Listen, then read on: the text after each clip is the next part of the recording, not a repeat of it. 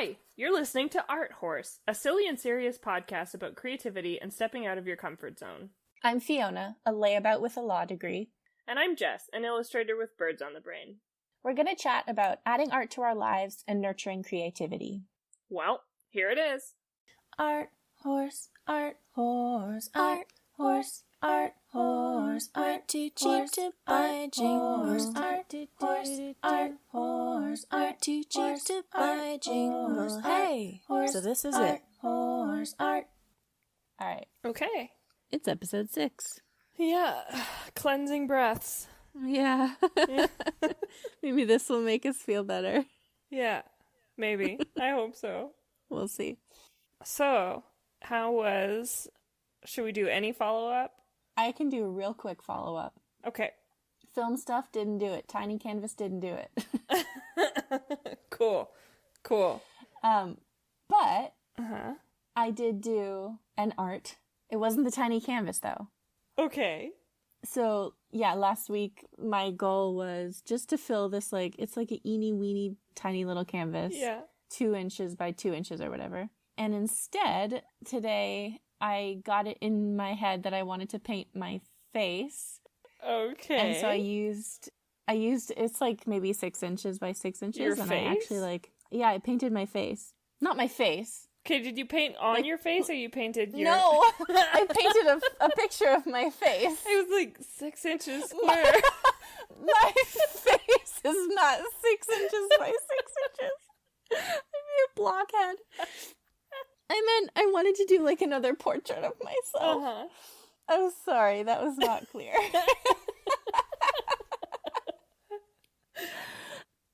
So I painted a portrait of myself today. And it's the first time I've painted anything since the last time I painted a portrait of myself. Wow. Which was like 6 years ago. Wow. Okay. And it was like actually really... How was it? It was like almost meditative. I didn't realize that like 3 hours had gone by. Wow. That's amazing. Yeah, and I'm not done, but like all I have left to do is I have to expand my forehead because I made it too small. Common. Yeah. Turns out I have a bigger forehead than I thought, but I just have to expand that and then like paint my hair, and I hate painting hair. It's not easy. No, I'm going to do that tomorrow, and then it'll be, but then the thing is like I did my nose first, and then I did my mouth, and then I did my eyes, and I was so like, I'm very detail oriented when it comes to painting. I really want to get like that little reflection of whatever just so. Right. And so I paint like really close up, and I don't often, this is what I'm learning, is I don't often like step back and like look at it more broadly. And so I painted basically my entire face just without the hair. And I was like so pleased with everything and like really happy because I was like, you know what, this isn't half bad. And then I stepped back and I realized that I basically made the mouth like way too small. It's like a tiny mouth. And so I'm like, it's like gut wrenching because I spent probably an hour on the mouth making it perfect. And it really does look like my mouth. Right, it's just smaller. It's just so small. It's like, oh God. So I'm a little bit like frustrated and disappointed and like having all these frustrating feelings because like I was like, wow, this is going really well. And then I was like, you know, what I could do is I could just put this into Photoshop and I could just click and drag and make the mouth bigger. Yeah, screw it. This is now digital art. I could Facetune my painting, basically. Yeah. But, I mean, it's just sort of like killing me that tomorrow, in order for me to look at that painting and be pleased with it, I basically have to like paint the mouth all over again. But I think I'm going to do it because like I want to actually finish this painting. Like I want it to be a thing that I finish. Yeah, totally. Yeah, and so that's the art that I did this week. But it wasn't the tiny canvas, so. But you did something. That's really cool. Yeah. That's a very familiar pain, I think. It reminds me a lot of, I did this book like when we first got into quarantine.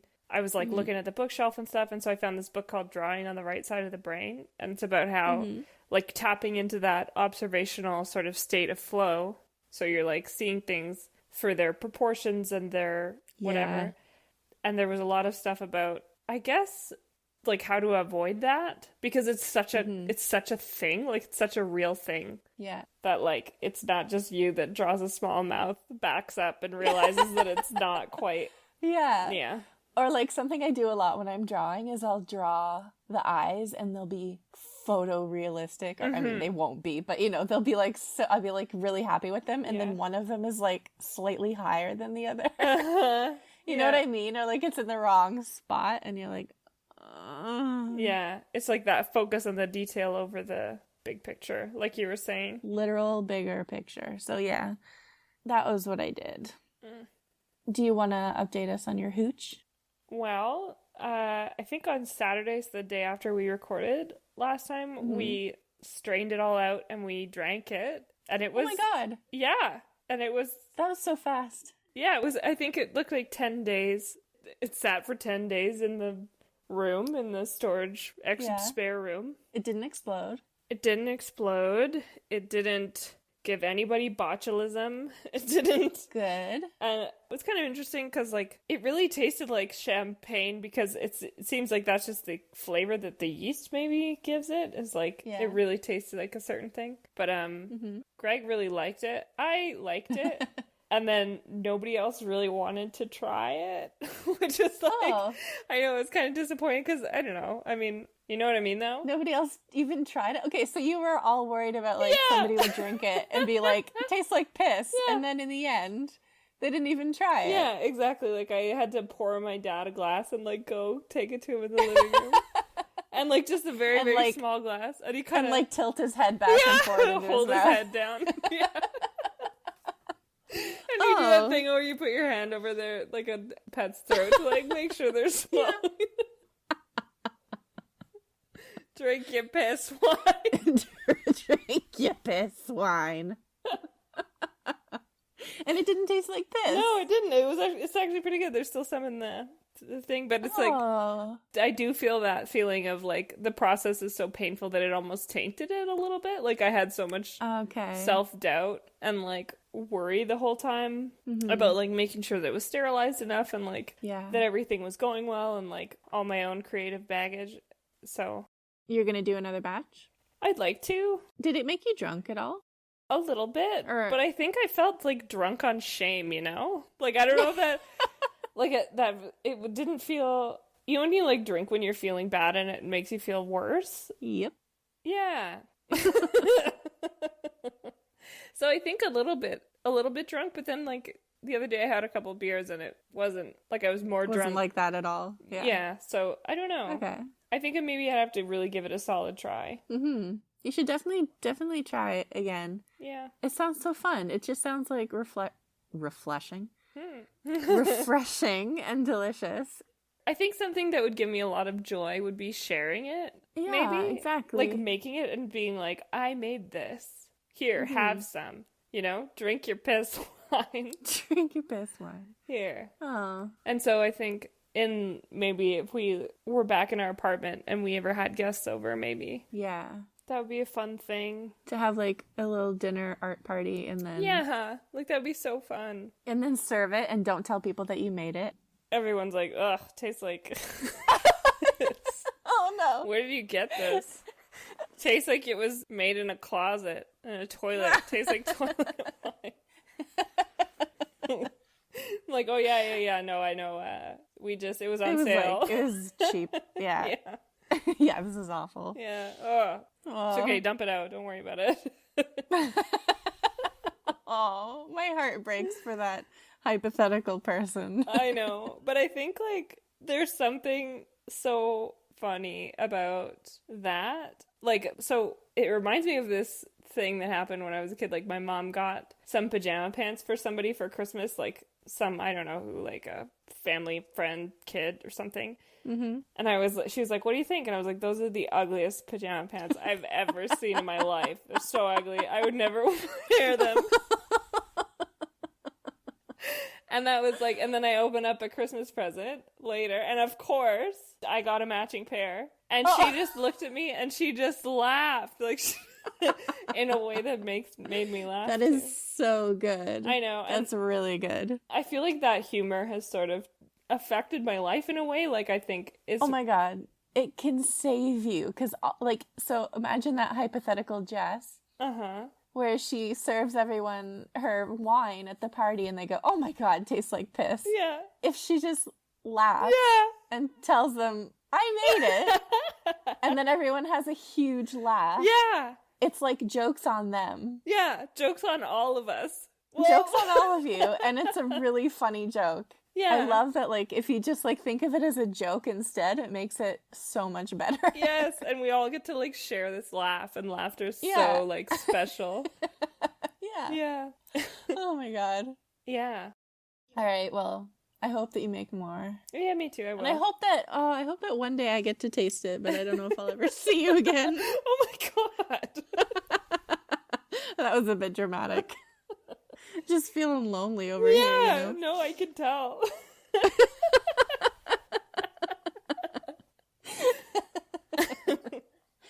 Which kind of leads me into my next, or something big that came up this week, was that I talked to my mom, like I said. I said something like, I don't know, she said something and I said, have you ever noticed how you really react to things in a negative way? Like, I didn't have the wherewithal to make it into a joke, but I, like, said something. Yeah. We're having this conversation about criticism, and she said a couple of interesting things, which were basically quotes that she had heard that she agreed with, which was one by, like, she heard John Cleese from Monty Python interviewed, and he said all humor is critical. And, like, it's critical of something, and that's what makes it funny. Like, without criticism, there is no humor, which I thought was an interesting idea. And secondly, she was watching a Jordan Peterson lecture, and she said that he had said, like, a person is lucky if they have someone around them who will tell them the truth. Like, if they will tell them, like, that, I don't know, like, one example, like, their screenplay is bad, or their something. And, like, I kind of agree, but maybe what I don't agree with, maybe it's not criticism, but instead it's actually discouragement that is the bad thing. Because criticism, like, if you're an art critic, you can like things or you can dislike them, but you're critically thinking. Yeah, exactly. But I think there's a kind of feedback that makes you never want to pick up your pen again, I guess. And it's not criticism, but it's like, you know, like, it's... Yeah. Man, what is it with moms and Jordan Peterson? I don't know. They all love him. And he's such a... All right. I don't have any thoughts or feelings. I'm not gonna finish that sentence. It would be too critical. Not you too. I'm trying to find my... Gosh, dang it. I'm trying to find my Artist's Way book because she says something about the difference between criticism and discouragement. Oh, interesting. Yeah, it was... But I'll be fucked if I can find that book. Where the hell is it? Okay, I found it. Okay. All right, let me just find the page. Because I definitely think, like, I was thinking about the way the word is, like, discouragement or encouragement. Like, if you're encouraging someone, you're giving them the courage to kind of... Yeah. And discourage is, like, taking the courage away. And that's exactly what it feels like to be shat upon. Oh my god, exactly. Okay, so I found it. So these are just my notes from it, so this might not be verbatim. But she says, there's a type of criticism that is helpful and a type of criticism that damages. Anything that disparages, dismisses, ridicules, condemns. Bad. Also, if it's vague and difficult to refute, this damages us and can stop us. I just have in my notes, can stop us and us. Aw. Let me just find where she says... Okay, and then she says, useful criticism is pointed. It leaves us with one more puzzle piece. Interesting. The general idea is, like, if you just say, oh, you know, that's not very good. It's like, okay, thanks. Yeah. All that does is, like, make me feel bad. Yeah. But if you say, like, you know, I don't really understand why X character does such and such a thing in chapter 4 because XYZ. Right, which is incredibly useful because then you're like, well, if you didn't understand it, then maybe I have to make it Yeah, clearer. exactly. It's like, I love this that it's one more piece of the puzzle. It helps you to like refine, it helps you to clarify, it helps you to make your work better. And you can only do that if the criticism is specific. Right. And I don't know what I think about all humor is critical. I don't know either, but I think it was. I don't necessarily agree because I don't think like laughing at a fart joke, which is my favorite kind of humor. I don't think that's like, No. like that's not a pointed critique of. Here's what I'm gonna say. I'm gonna say, okay, maybe all humor is critical. Maybe you can't have humor without criticism. But there sure is criticism that isn't Funny. nice and isn't funny. Exactly. That's what I mean to say. There sure is criticism that isn't funny. Yeah. And I don't think that, I don't know what I think about that. It's interesting. I love John Cleese.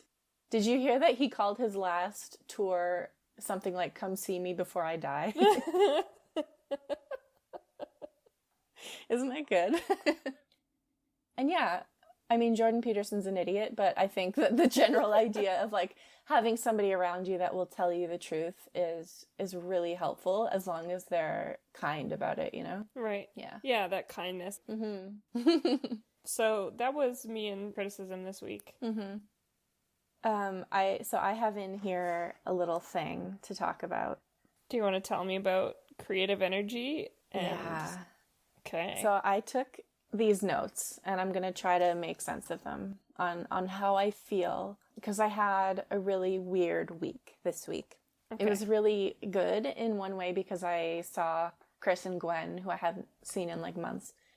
And I spent 3 days at their place and it was wonderful. And we played games and we played video games and we cooked and ate food and we just hung out. And it was so nice. Mm-hmm. And then I also had a really bad like food week.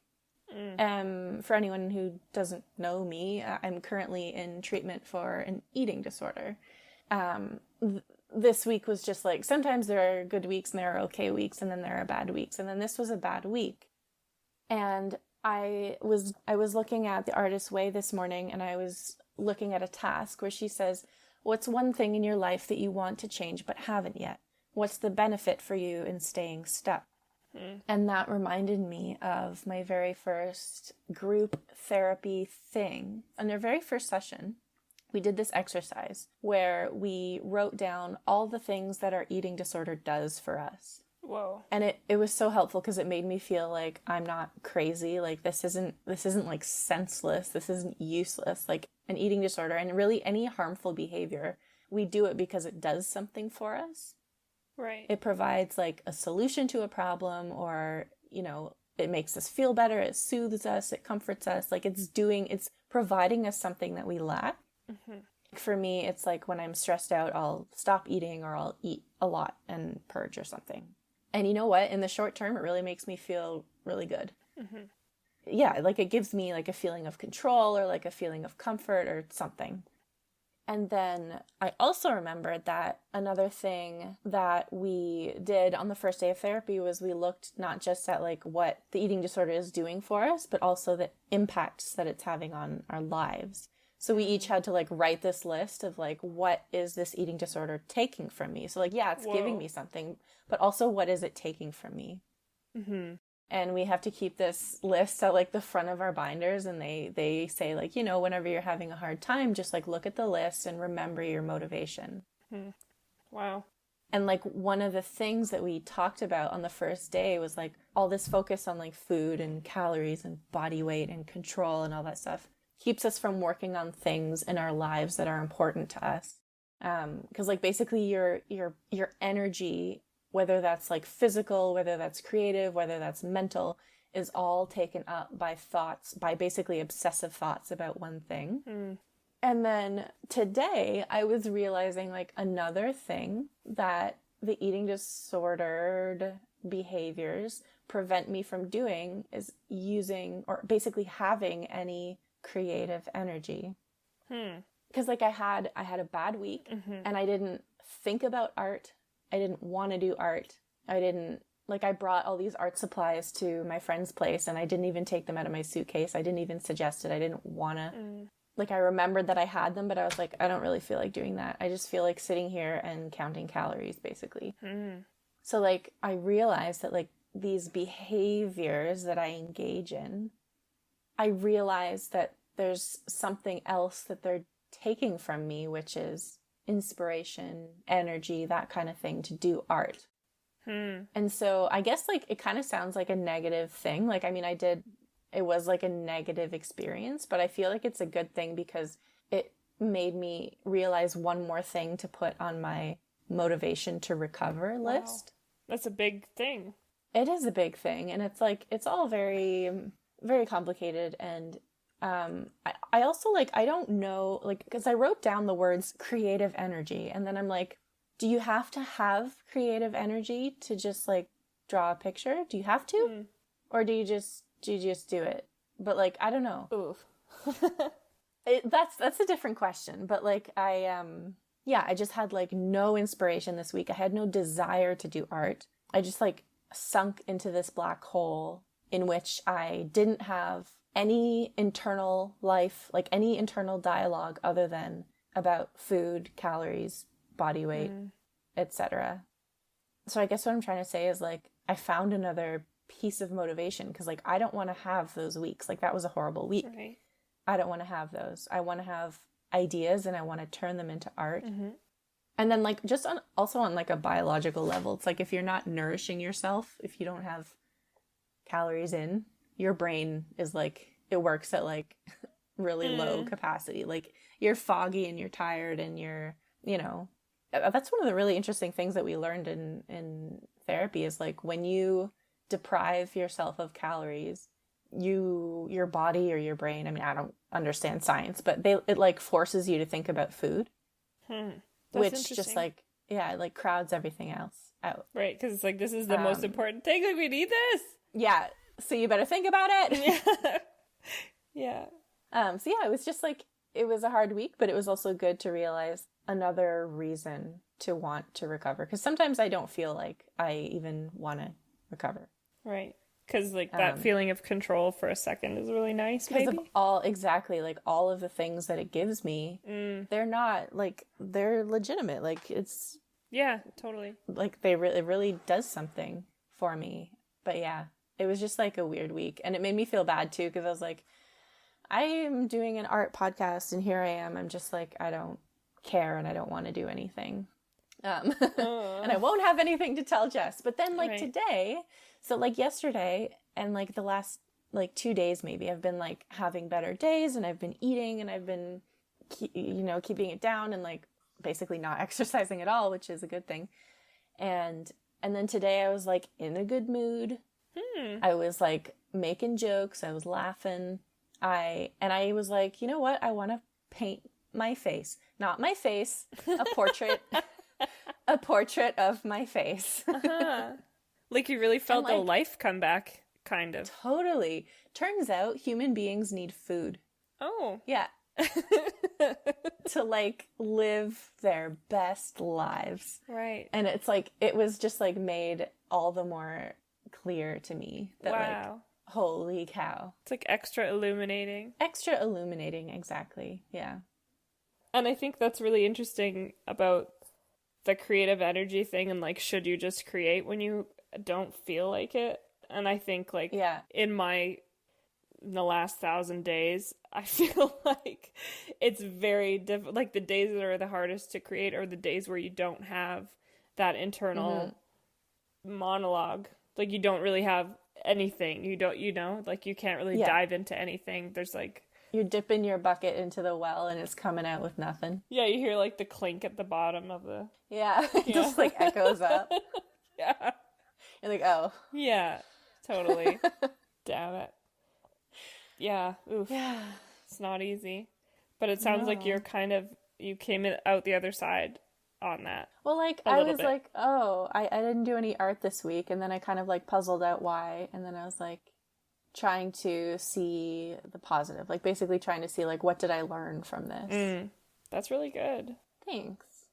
Tell me, I mean, I watched a little bit of the comic Yeah. journal workshop. Oh my God. Okay, so I'm just going to tell people Yes. what you did to me. Because Jess was joining this workshop on like Zoom or something. And I was in the bath and I had my computer at the side. And she sent me this link. And I clicked on it and it was like, it looked like a Zoom meeting. And I was like, I'm in the fucking bath. I basically shat into the bathtub. I had such a heart attack just because I thought that they could see me.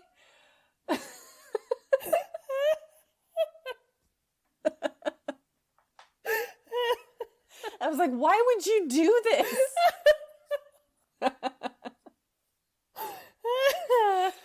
But then I came to my senses. Surprise! You're in a group chat.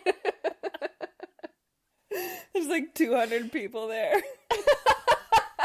And some children.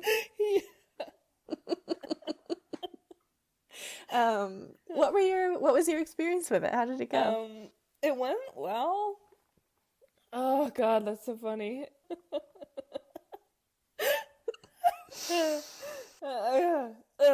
Okay, it went well. It was a lot of exercises from Lynda Barry's book Making Comics, which is the best book in the world. Because this was a student of hers at one point who Lynda Barry, I guess, maybe took a class from or something later. This was a student of hers. And so... Ebony flowers. Yes. And it was really... Like, I was kind of sitting there going, like, okay, like, this is all from Making Comics. Like I know this exercise. I don't really need to stay. But then I'm so glad I did because holy crap. So the first part was like, draw yourself. It was a self-portrait. You have to draw yourself in space, basically. And you have 3 minutes.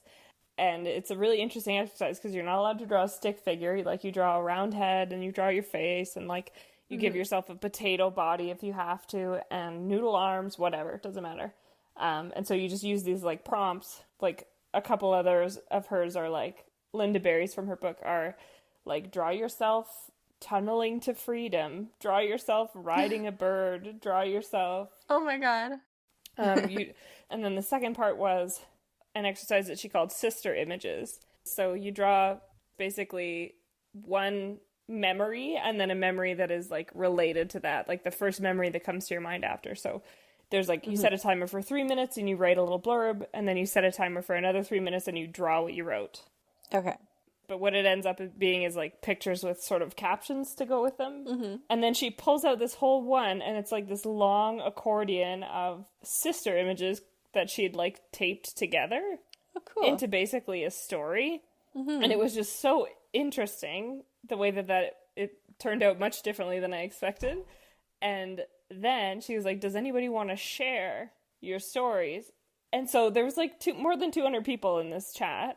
And people would say, like, they would read their little blurb, and like someone was in Montreal and she's talking about how she like went to the Montreal Park and she was having a picnic and she could see the shadows from the trees on the lawn.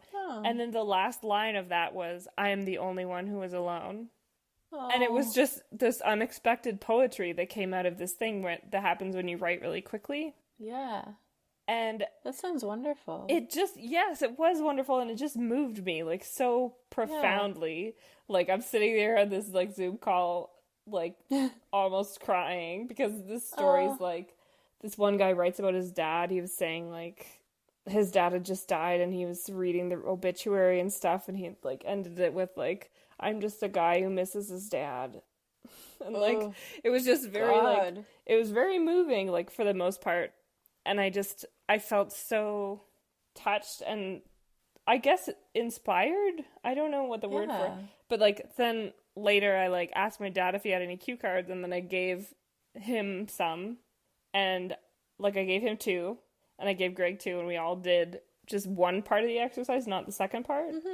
And like, I don't know, I've never asked my dad to draw anything before, but he did, and it was so fun. Like, I loved it so much.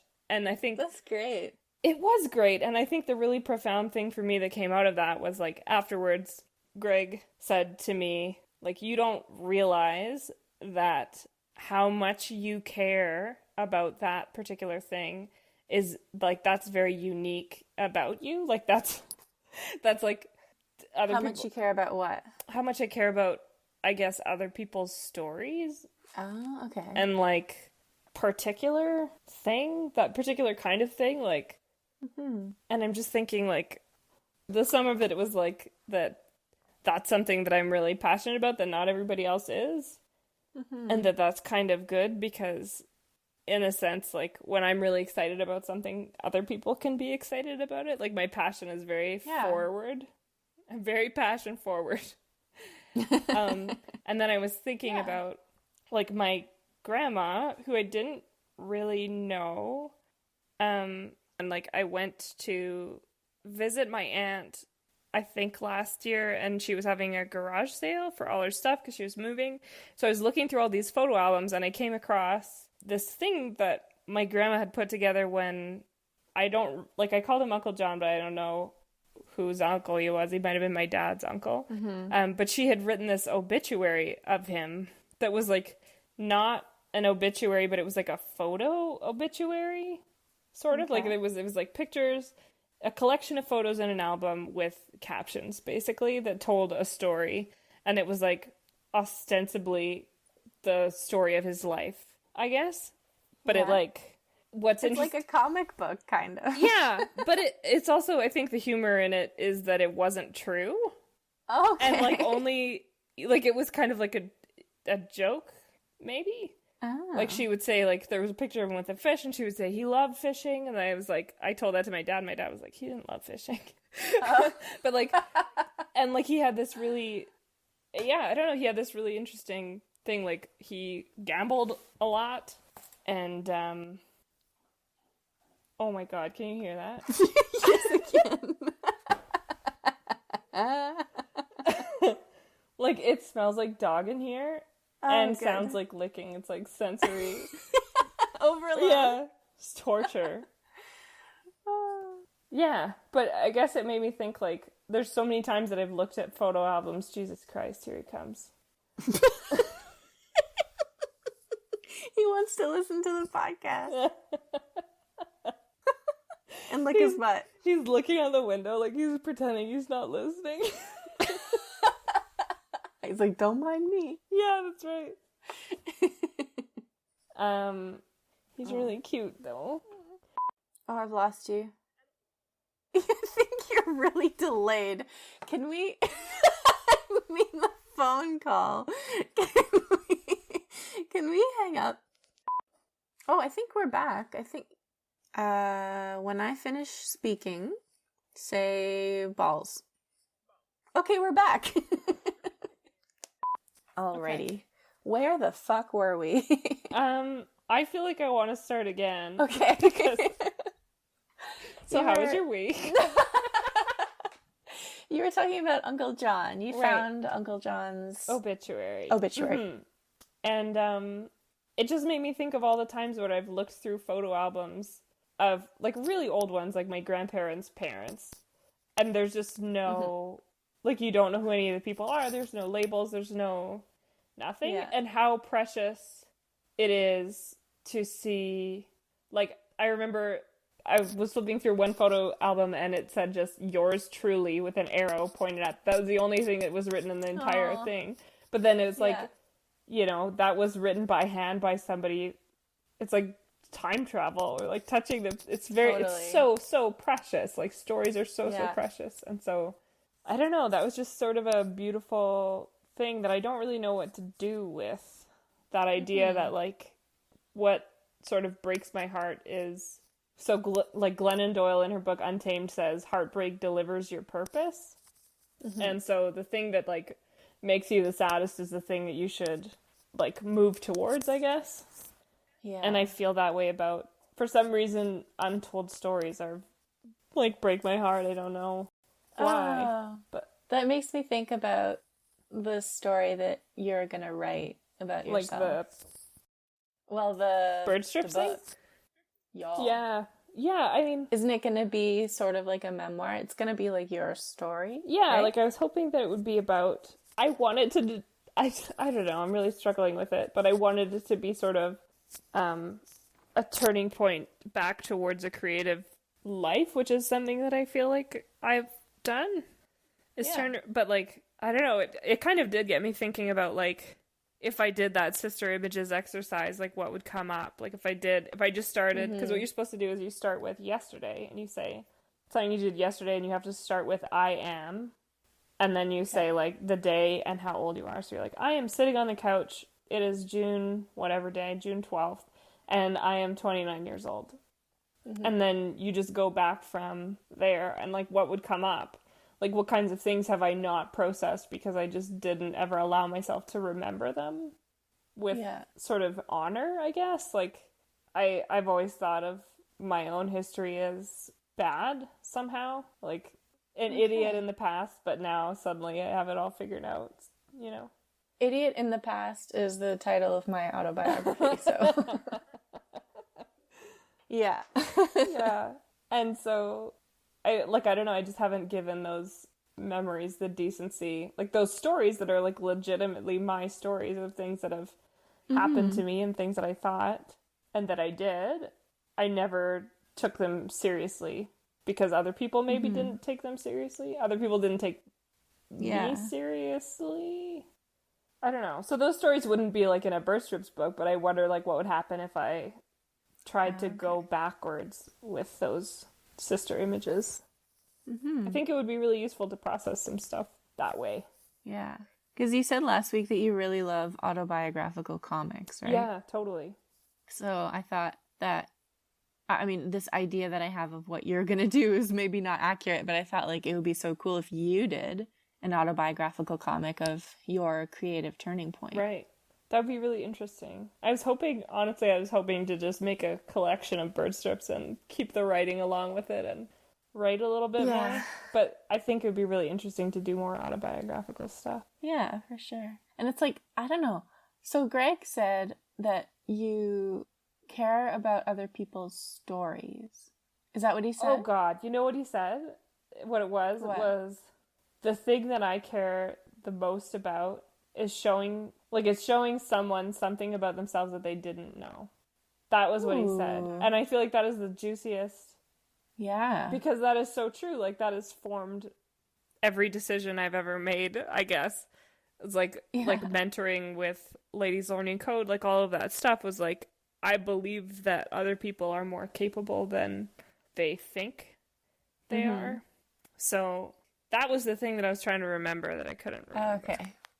And it happened also to be the most important part. And I think that you do that through telling stories too. And like, I don't know, like you said, I am just a man, or I am just a person who misses his dad. Yeah, that's what that guy said. And it's like, it's like sitting in my brain, and it's so beautiful. And it's so like, I mean, it's not my life, it's not my experience, but it's like touching me so profoundly and like giving me like I'm like having a moment with that one sentence. It's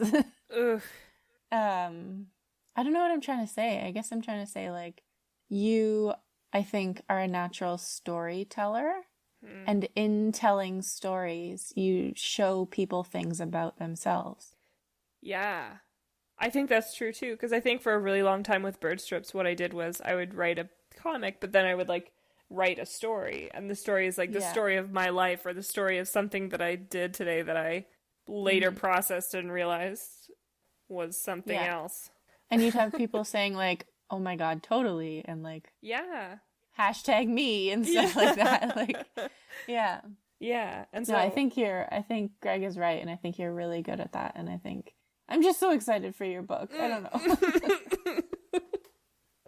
And it's making me want to like, I want to read this. You just keep talking about Lynda Barry. Okay. Yes. I want to read. Does she has one book or multiple books? She has multiple books. The one that I like the best is called Making Comics. I have never in my life drawn a comic of any kind. I wonder what you would think. I wonder what it would be like. I wonder what I would draw. I want to I think it would be fun to do some sort of exercise like that. Yeah, so Lynda Barry, her book, there's a lot of the excerpts from it online, like just Okay. pictures of the pages. Like I'm looking at Google Images, and there's a lot of very, very excellent things. Oh wow, look at this. I know. It's such a delight. Like it's like all marker, Yeah. all pen, all collage, she's like purely artistry. The whole book is like comics and like here's like draw a self-portrait and draw like yourself turning into an animal, and then in the middle there's this like real punch in the gut about her uncle dying, and it's so interestingly juxtaposed, I guess. It's just so purely beautiful. So Okay. I wonder if you would like drawing comics. Yeah. I might hate it. I don't know. Yeah, you might totally hate it, but I feel like it would be a really interesting thing. Maybe that's something that I'll do this week. Is I'll do like a 2-panel comic or something. yeah, I'll see maybe if I can find a Lynda Barry thing to send you. That'd be good. Some sort of thing. Yeah.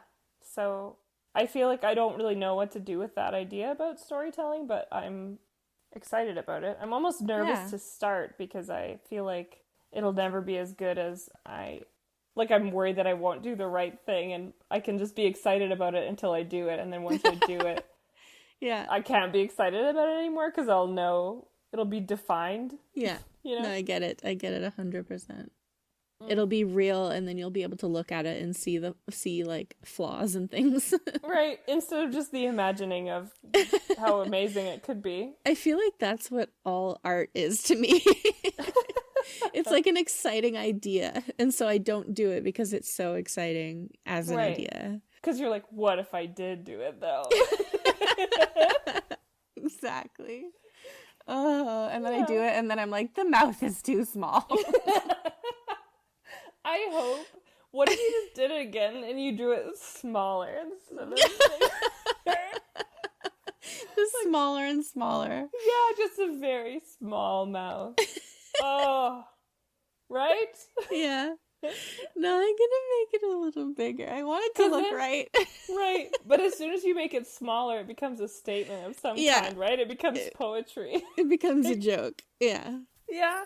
Or like, I don't know, some sort of, I don't know. Yeah. A statement about women. No, I prefer it to be a joke.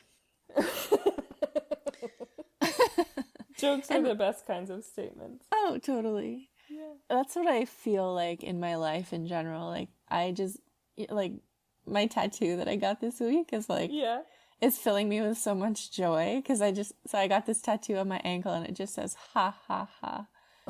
And I just look at it and I go, ha, ha, ha, ha, and I laugh. It's so good. I just love to laugh. Oh my God. That's so wonderful. Yeah. How joyful to have something that just feels right. So I'm gonna write a comic this week. What about you? What are you looking forward to or interested in doing? Good question. This week, I guess I'm excited that our podcast is going to be out into the world because this will be the first time that it ever really is. Yeah. Other than sneak peeks, and so I think for the next few days that'll be my most exciting thing, and then I think there's 10 more days, so like a week and a half until that's like my last bird strip.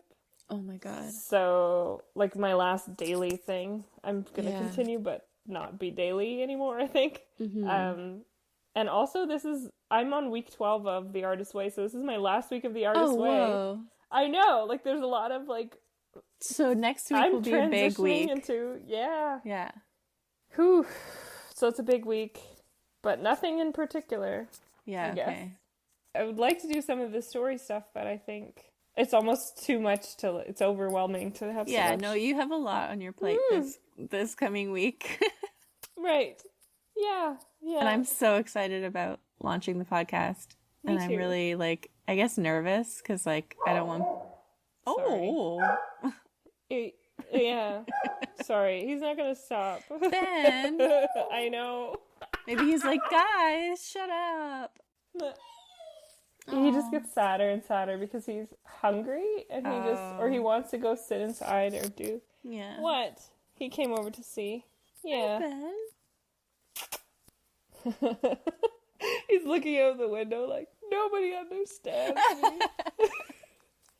I can still hear him crying. He sounds really sad. Yeah. What? He's looking at me as if I can read his mind. Oh. Oh, bud.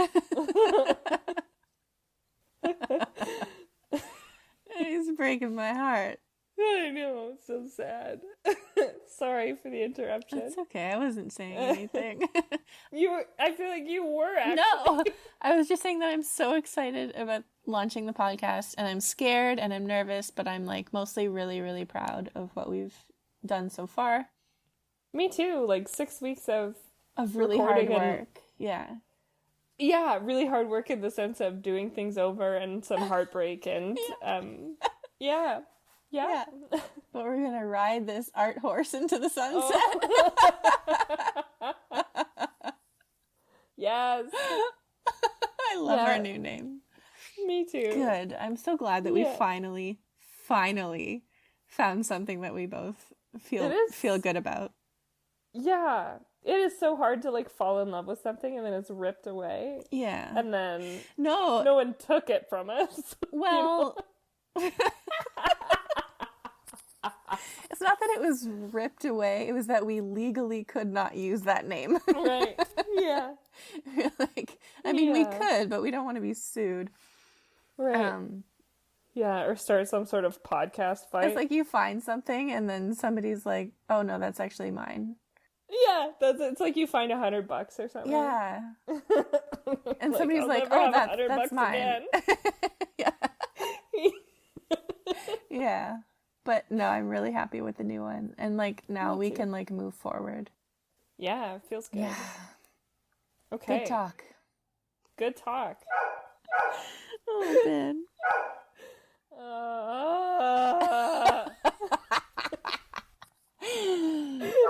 Okay. If you do something creative this week.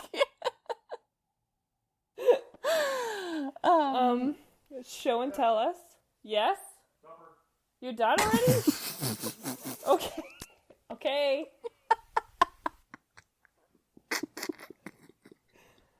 Wow. I'm dying. No, me too. Okay. We're just trying to do something here. Could everybody just... So sorry. Jess! Supper! I don't know why he was so mad. He's so really mad. Okay. I know. Okay, we better wrap this up so that you can go eat. Okay. If you do something creative this week, show and tell us at Art Hard Pod. No, shit. Jess. At Art Horse Pod. Yeah. Or you can email us at arthorsepod@gmail.com. What'd you say? I said art horse. Okay. I did. I didn't say art horse. So that's at arthorsepod on Instagram and arthorsepod@gmail.com.